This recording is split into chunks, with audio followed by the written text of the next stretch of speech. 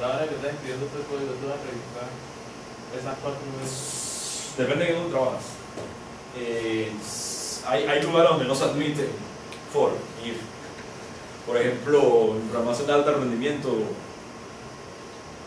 para tú justificar un for tienes que ser, o sea, tienes un for que de verdad vas a tener que usar, o ellos expanden el código así 16 veces, escriben la misma cosa porque eso es más eficiente que el for.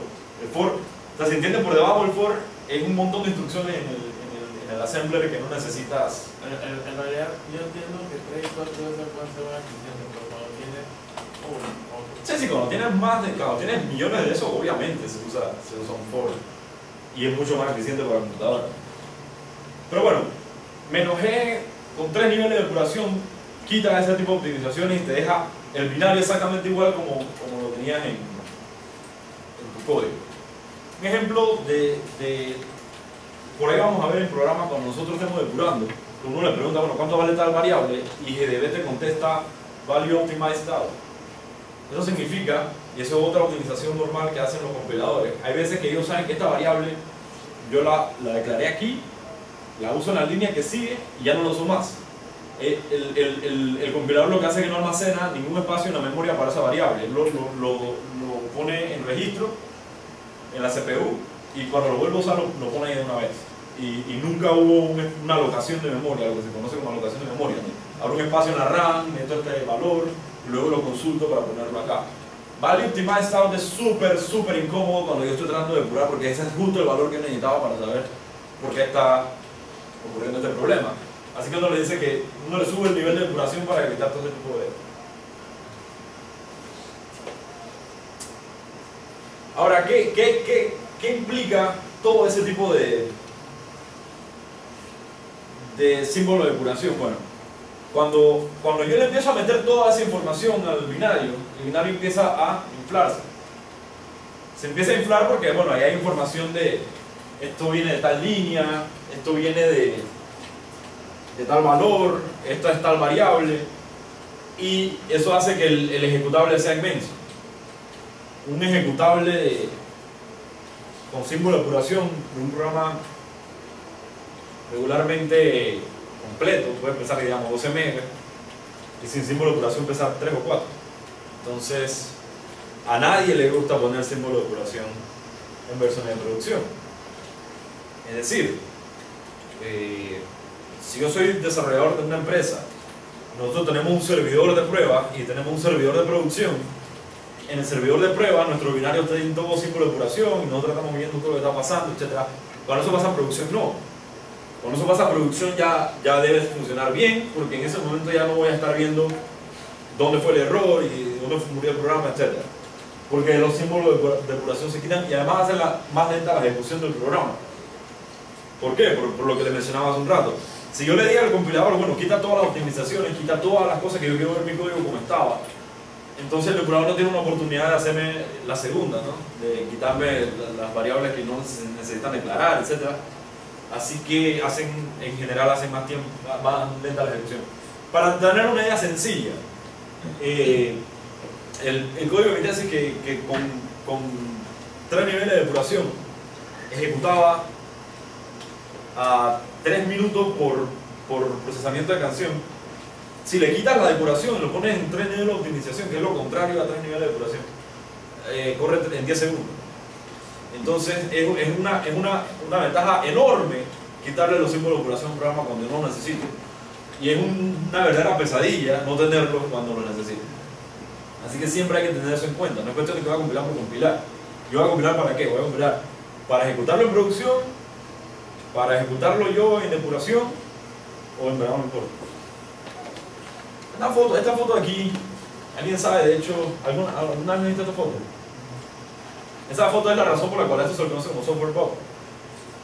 La primera programadora seria, había un programador antes de ella, pero ella era programadora del US Navy.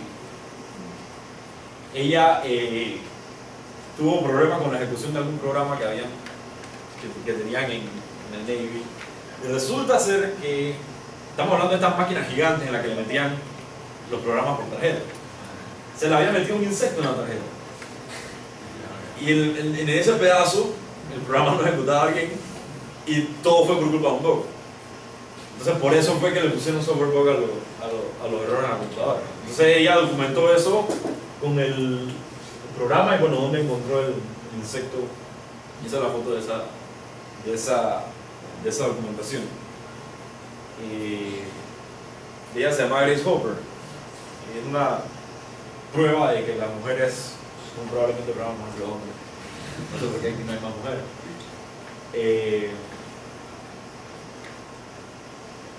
Ahora, cuando yo digo que no se incluyen inversiones de producción, bueno, no me toca hablar de eso todavía. Las distros tampoco incluyen símbolos de depuración. Es decir, si aquí ¿cuántos tienen Ubuntu? ¿Cuántos tienen Fedora? Si tienen Fedora, la control que tienen enfrente, ¿no? Las distros no incluyen los símbolos de depuración en los paquetes. Es decir, si yo encuentro un problema en este paquete, no voy a poder hacer GDB y ver lo que está pasando. Porque ese paquete no tiene símbolo de depuración, si no todo el mundo le correría lento a Linux. Entonces dirían que no uso Linux porque es muy lento. Es absurdo. Ok, y ahora vamos al concepto del stack trace. Y aquí es donde nos metemos a asociarnos las manos. Lo que le mencionaba a ella, ¿cuál es tu nombre? Kiara. Era que el modelo de programación al que nosotros estamos acostumbrados es que yo empiezo en esta función, de esta función salto a esta otra función, y me voy saltando en funciones, y cuando terminé con esta función me voy a la que estaba antes de esa, etc. Esa pila de funciones es una pila porque yo voy metiendo al final y sacando al final. O sea, yo empiezo por lo que están acostumbrados a hacer, empiezo con main, y del main salto a otra, y luego otra, y luego otra, y cuando termino de ejecutar esta, regreso, y así regreso, y luego pongo otra. Entonces es una pila porque yo solamente estoy sacando e insertando funciones en el final de la... Eso se conoce como el stack del programa, la pila de ejecución, que es distinto a la pila de memoria. ¿Por qué es súper importante el stack? Porque nosotros, digamos, en tareas en la U, en proyectos así, programamos con 2 o 3 archivos. Cuando nosotros vamos a ver los programas que vamos a depurar, son miles de líneas de código regadas por cientos de archivos en decenas de carpetas. Entonces, cuando la cosa explota, no es que yo voy a empezar a leerme el código y decir, bueno, de aquí salta acá y de aquí, ya existe el error. No. Y créanme, es súper complejo lidiar con ese tipo de... Ese es el primer problema de paradigma que vamos a tener, es que son muchas, pero muchas líneas de código que no hicimos. Incluso si nosotros hubiésemos programado esas miles de líneas de código, no hubiésemos sabido en qué lugar murió. Entonces, ¿qué es lo que uno hace? Cuando uno programa vela, uno le pregunta al depurador cuál es el stack trace en el momento del error. Entonces, ¿qué te dice el depurador? Bueno, él te dice toda la línea de funciones que se llamó antes de llegar a ese problema. Siempre el stack trace de un programa de C, C++, empieza en main y termina en la función donde murió. Y te dice todas las funciones por las cuales pasó antes de ese punto. ¿Ok? Es bien sencillo el concepto de stack trace y es la primera cosa que uno necesita saber cuando uno va a jugar. Porque yo necesito saber, antes de empezar a programar, yo no voy a empezar a revisar archivo por archivo para ver cuál sospecho que puede ser el error. Es absurdo. Yo lo primero que necesito saber es exactamente en dónde murió. Sacar un stack trace es un arte.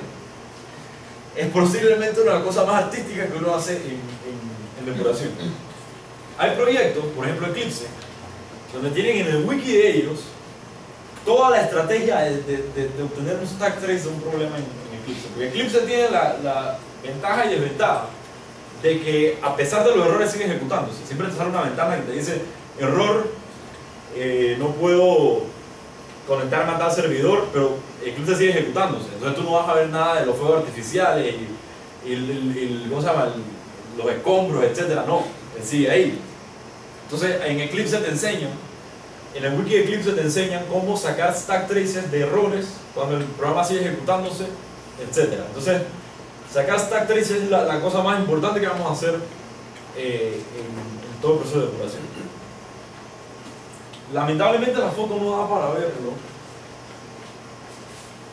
pero en esta foto Igual ustedes van a poder descargar esta diapositiva en el sitio web. En estas dos líneas aquí están las dos funciones en las que murió este programa, que es el de hecho que vamos a analizar ahorita. Entonces este stack trace me dice dos cosas. Me dice que cuando el programa murió, habían dos funciones en la pila. Y la última de esas funciones es exactamente donde está muriendo. Aquí me dicen, la última función de la pila es la función donde está muriendo el programa y es la función donde yo voy a entrar a reparar. La función que está antes de esa ustedes no pueden leer desde allá, pero es el main, o sea que la función, o sea el programa murió creo que en el segundo paso. Estamos graves.